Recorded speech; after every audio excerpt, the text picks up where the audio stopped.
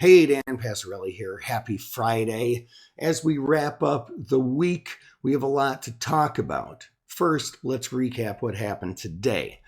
Well, the market ended up just a smidge, but it's a red candle. It tried to push higher, but it just couldn't do it, and it did that, as you can see here, on pretty much average volume. So this is not just one of those things. There were a lot of buyers, but the sellers ended up taking control, which is a negative sign for the market. Positively speaking, though, we did close above the 50-day moving average. Now, we had non-farm payrolls come out today. 12,000 jobs were added. That's way, way, way less than expected. Now, there are a couple of reasons for that. One was the hurricane.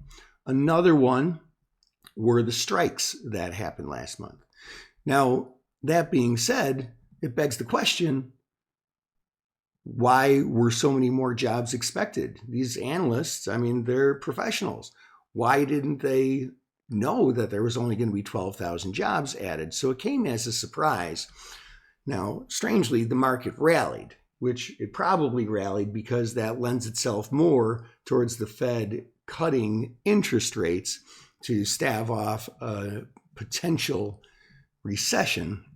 But inflation was a little bit higher than expected too, as the number came out earlier this week. But that was just by a smidge.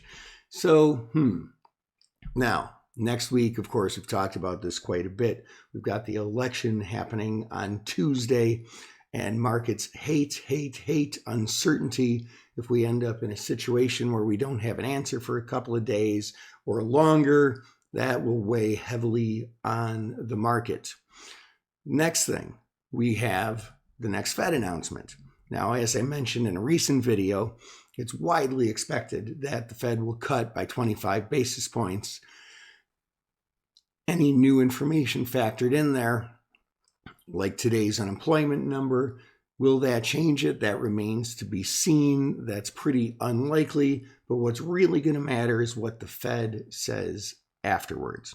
All right, we've got a lot on our plate, a lot to think about, but it's Friday. Think about it over the weekend, chat with your friends about it, and come back Monday ready to go. This is Dan Passarelli, Trade Smart.